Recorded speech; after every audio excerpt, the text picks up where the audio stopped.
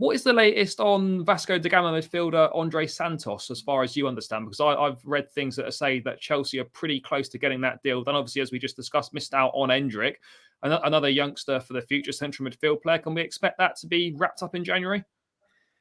We'll wait and see on this one. It's difficult because until the multi-club model is built and the pathways are clear, all Chelsea can really do is pitch theoretically to a player and guarantee that their development will either involve being in the first team, being loaned out somewhere, and there's not necessarily a precedent under the new regime for the development of young talent. But what there is some evidence with, say, Broja, that they'll throw long-term contracts out there and they'll financially both reward with a base wage and incentivize these young players. So Chelsea are there and in the mix, and they are growing increasingly confident. So we'll have to wait and see if they can get it over the line. But there is a feeling that they've moved ahead of Newcastle in the race for this one. So we're just going to now have to wait and see whether or not a fee can be agreed. So Vasco da Gama wanted, I think originally 25 million all in, including add-ons.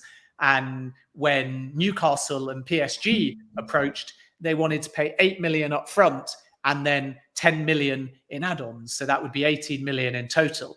My understanding is that Chelsea's base offer guaranteed fee is going to be over 10 million. And then we wait and see what the add-ons carry it to. So that, financially speaking, will allow them to do a bit what they did with Chukwuemeka and work to get a fee that ultimately is acceptable to Vasco da Gama. And then from there, it's just about whether the player is confident in the move. So Newcastle thought that they were ahead in this race. Now Chelsea are ahead in this race.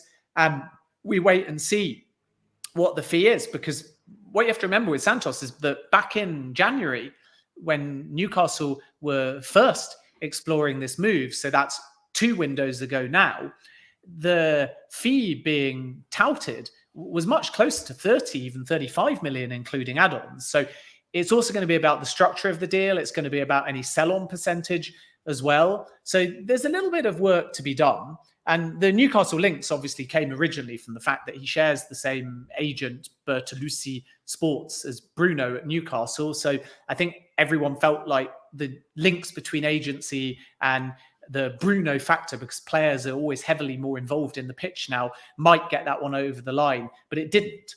So this one isn't done, but I do think it's fair to say that Chelsea are leading the race. I know fans hate hearing the word leading the race, but that's exactly what a transfer window is. There's twists, there's changes, there's hijack bids. Barcelona at one point were there. PSG were there at one point. Manchester City still could come back in as well. But Chelsea seemingly are at the front of the queue.